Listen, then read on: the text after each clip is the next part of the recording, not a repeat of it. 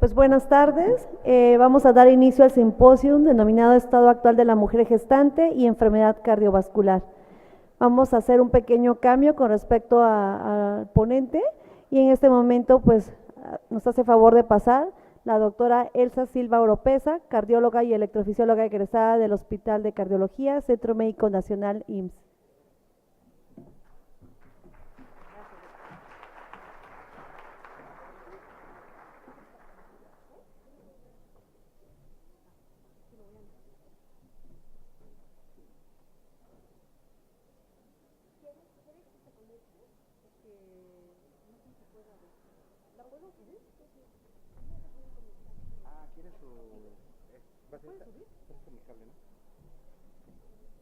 ¿Esta quiere que se deje?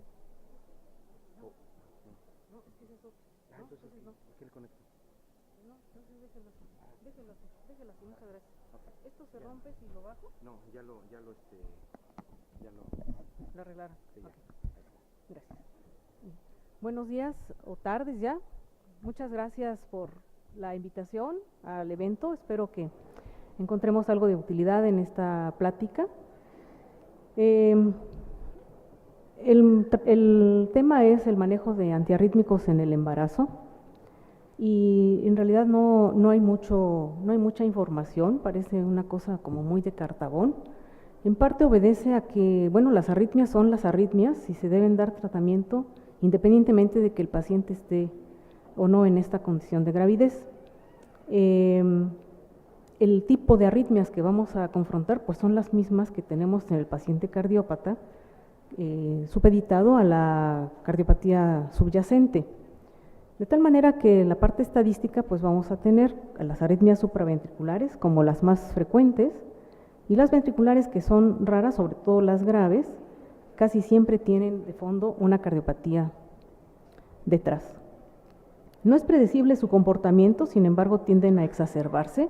Sin embargo, nosotros vivimos la experiencia de este grupo de pacientes en donde hay de todo.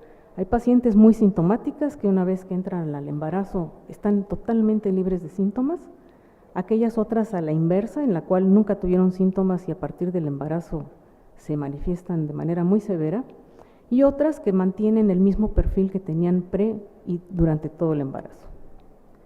Obviamente hay que considerar que es un factor de riesgo tanto para la madre como para el feto, y una situación que es excepcional es en el momento del preparto y el posparto, en donde los cambios hemodinámicos y hormonales que ocurren hacen el potencial de peligro de las arritmias una situación de mucho cuidado. La razón del parto y el nacimiento es que el gasto cardíaco se va a modificar de manera muy súbita, tanto la presión arterial como el gasto. Hay un incremento brusco del retorno venoso y eso puede poner a la paciente en un grave peligro de descompensación hemodinámica que incluso la puede llevar al edema agudo pulmonar. Hay que considerar la pérdida de sangre que se genera tanto en el parto normal como durante la cesárea, y hay que ponderar siempre que es posible el parto vaginal en una paciente aunque sea cardiópata, y la razón de la cesárea será estrictamente obstétrica.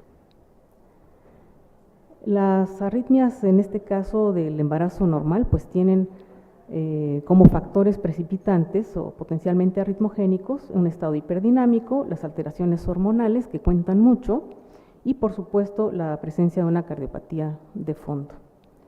El tratamiento deberá estar dirigido al paciente que está muy sintomático y hay que considerar siempre la presencia del bebé. ¿Por qué? Porque no solamente hay que tener en cuenta que cualquier medicamento que pase la barrera placentaria, y hay que decir, todos los antiarrítmicos la atraviesan, tienen siempre un potencial de riesgo teratogénico, en tanto que tardíamente, a partir del segundo trimestre en adelante, hay que considerar siempre la repercusión que va a tener sobre el bebé en limitar su crecimiento y desarrollo y potencialmente la posibilidad proarrítmica. Las posibilidades de tener embarazos complicados por arritmias en este caso está en el orden de casi un 4%. La cardiopatía congénita materna es la causa principal y pueden requerir tratamiento especializado hasta en un 15% de los casos. En general, las arritmias supraventriculares son benignas. Habría que considerar pues, que no haya una cardiopatía de fondo si se trata de un trastorno tiroideo o de anemia.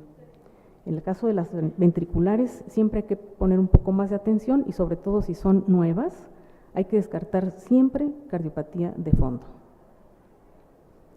La taquicardia sinusal y las extrasístoles supraventriculares no hay que hacerles caso. Nunca, vamos, ni en el paciente que no esté embarazada. No lo requiere. Hay que buscar en todo caso los factores desencadenantes, el estrés físico o emotivo, la cafeína, la anemia misma. Y las que sí hay que tratar son aquellas que son paroxísticas, particularmente si son repetitivas. En este rubro hay un par de arritmias que conocemos, que es la reentrada nodal y las presencias de vías accesorias, en las cuales pues hay que dar tratamiento, resolver los episodios agudos y cuando son, porque sabemos que tienen un patrón repetitivo, pues hay que dar tratamiento profiláctico. En particular, estas arritmias son totalmente curativas por el procedimiento de ablación y hay varias otras arritmias que ya son curativas por la ablación y hay que considerar y hay que darle ese recurso a todas las mujeres antes de que se embaracen. En el caso personal, toda paciente jovencita que tenía todavía derecho al seguro social antes de que lo perdiera por cuestiones de la escuela, la idea era, independientemente de los síntomas que tuvieran estas pacientes, hacerles ablación a todas ellas, porque son potencialmente pacientes a futuro para embarazarse y tener estas complicaciones durante el embarazo que son totalmente evitables en el momento en que resolvemos la arritmia por la ablación.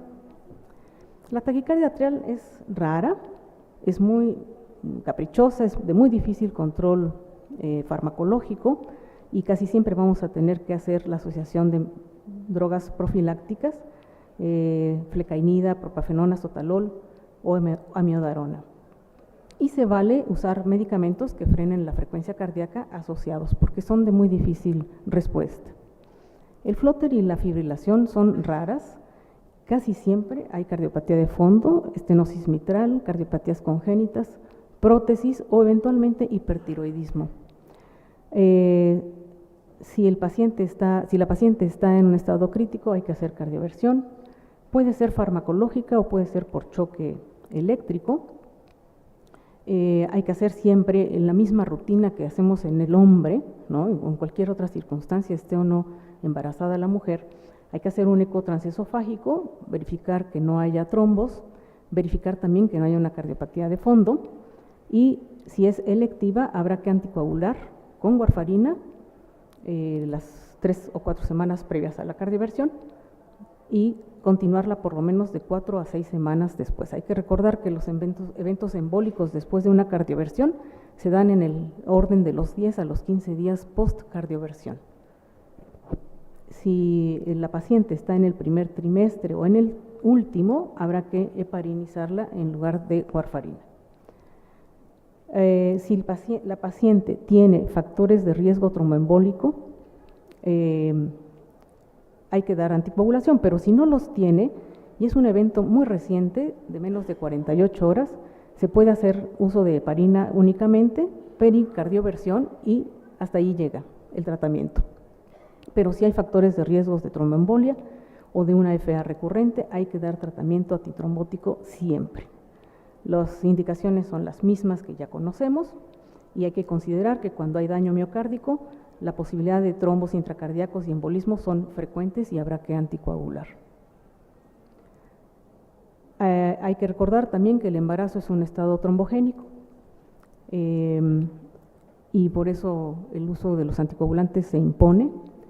Cuando es la primera etapa del embarazo habrá que usar las heparinas no fraccionada o la de bajo peso molecular, que no atraviesan la barrera placentaria, que no dañan al bebé y que se pueden usar con toda confianza desde incluso el inicio del embarazo. Se recomienda suspenderlas en finales del primer trimestre porque son pobres en su efecto protector como anticoagulantes. La warfarina, pues sabemos que está prohibida en el primer trimestre por su riesgo de patología fetal y puede usarse después del primer trimestre y suspenderlo un mes antes del parto si es que esto está programado, para evitar problemas de sangrados. Todos los nuevos anticoagulantes orales están contraindicados, unos por fetopatía, otros simplemente, como el caso de la Apixaban, por el riesgo de sangrado tanto en la madre como en el bebé. Y la aspirina y el clopidogrel no son tan eficaces como la warfarina. Entonces, si la paciente tiene síntomas, habrá que dar tratamiento con fármacos antiarrítmicos. En primer lugar, se buscan aquellos que solamente frenan la frecuencia cardíaca y pueden tener suficientemente estable a la paciente. Cuando intentamos cardiovertir, prevenir nuevos eventos, pues habrá que agregar un antiarrítmico más formal. Cuando la paciente no se controla con alguno de los dos, es perfectamente permitido hacer la combinación de algunos de ellos con beta bloqueador, digoxina o verapamil. La dronedarona está contraindicada. En el caso de la taquicardia ventricular, bueno, la misma historia, las extrasístoles no requieren tratamiento, pero cuando ocurre arritmias ventriculares graves hay que dar tratamiento siempre, hay que investigar la causa, pueden ser canalopatías, puede ser cardiopatía de fondo, considerar la cardiopatía periparto, y esta que no requiere patología cardíaca de fondo es rara en realidad, muy rebelde al tratamiento y tarde o temprano esa paciente va a requerir ablación. Cuando una taquicardia ventricular es inestable hay que chocarla, eso es incuestionable, esté o no embarazada. Si es una taquicardia estable, se puede intentar la cardioversión farmacológica con fármacos intravenosos, de los cuales aquí no tenemos ninguno más que la amiodarona. Y siempre la amiodarona se relega en las guías como de último recurso. Si hay daño miocárdico, vigilar la presión arterial y desde luego resolver los factores desencadenantes de TB para evitar nuevas recaídas. El manejo profiláctico, bueno, está igualmente fármacos que solamente pueden estabilizar a la paciente, que frenan un poco la respuesta ventricular o que en algunos casos incluso pueden proteger nuevos eventos, sobre todo en las formas idiopáticas. Allí entran el beta bloqueador o el verapamil. Si estos no funcionan, entonces habrá que considerar amiodarona. Están aquí contemplados el sotalol y los de clase 1C, que es propafenona y flecainida, pero hay que recordar que están contraindicados cuando hay daño miocárdico. Estos medicamentos, todos los antiarrítmicos son, no solamente descienden la frecuencia cardíaca, sino deprimen la función ventricular. Entonces, si ya hay daño miocárdico y nosotros usamos estos fármacos, podemos correr el riesgo de llevar al paciente a una falla cardíaca aguda. Las pacientes con síndrome de QT largo deben recibir durante todo el embarazo y el posparto beta bloqueadores. Hay un subgrupo de pacientes con síndrome de QT largo tipo 2, en las cuales se ha encontrado que tienen un comportamiento influido por las hormonas femeninas, en las que a partir de que trasciende la adolescencia hay eventos cardiovasculares, incluso de muerte súbita frecuentes. Tanto que se ha demostrado el efecto hormonal y se pretende con un control adicional a los fármacos con progestágenos, porque esta forma de hormonas previenen eventos.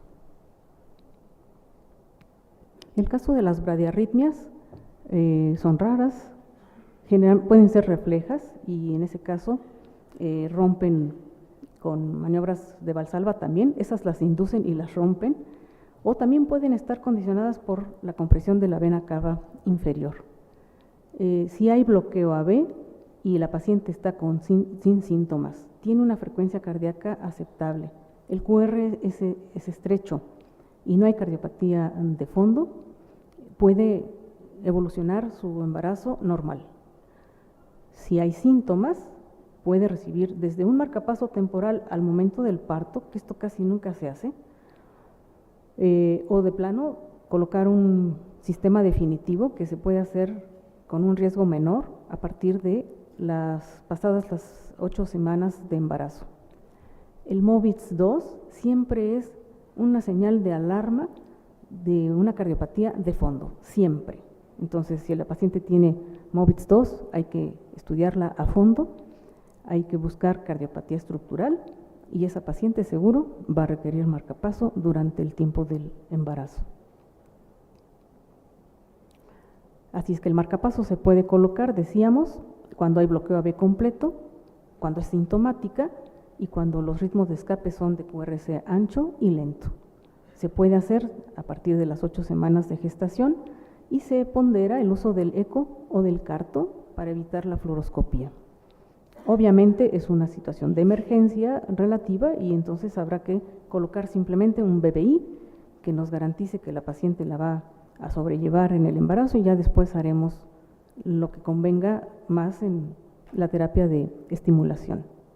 Si la paciente está en un riesgo alto de muerte súbita, va a requerir un desfibrilador con las mismas indicaciones que ya conocemos en las guías establecidas para dispositivos.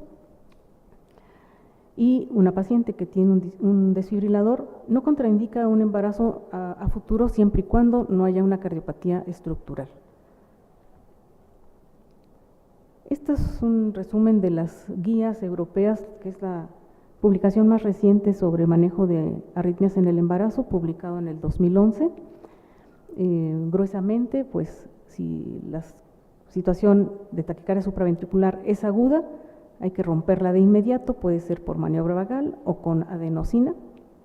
Si es una situación crítica, hay que chocarla. Si no es una situación tan crítica, se puede simplemente frenar la frecuencia cardíaca con digoxina o metoprolol. O si es posible, hacer una cardioversión farmacológica.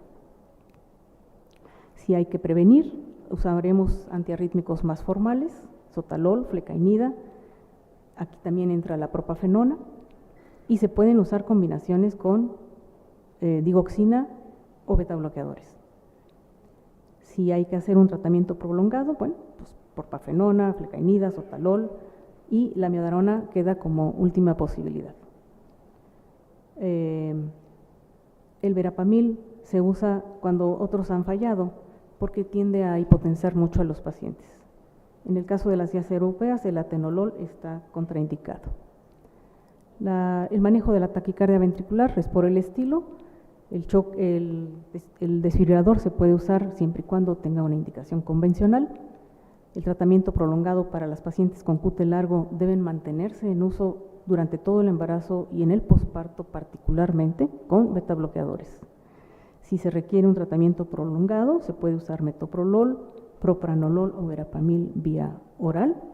Si la situación es crítica, hay que chocarla y si es posible intentar una cardioversión farmacológica, se puede hacer. El marcapaso ya lo mencionamos. La cardioversión se puede hacer cuando hay TB sostenida, inestable, o bien intentar una forma farmacológica cuando la TB está bien tolerada y se trata de prevenir nuevos eventos. La ablación siempre estará disponible. Y este es un resumen que yo hago de las drogas que sí tenemos en nuestro medio y la seguridad que tienen en el uso durante el embarazo. El caso de la lidocaína solo en situaciones críticas. Hay que considerar que deprimen el sistema nervioso central, particularmente del bebé. La flecainida y la propafenona se pueden usar sin ningún problema. Los beta bloqueadores hay que tener cuidado porque disminuyen la frecuencia y la glucosa fetal. La miodarona y el sotalol se pueden utilizar. La dronedarona está prohibida. Verapamil y diltiazem, cuidado con la TEA y la frecuencia cardíaca. Y recordar, la digoxina y la adenosina se pueden usar sin ningún problema. Y en el caso de los ARA2 y los inhibidores de la enzima convertidora de angiotensina están prohibidos. Muchas gracias.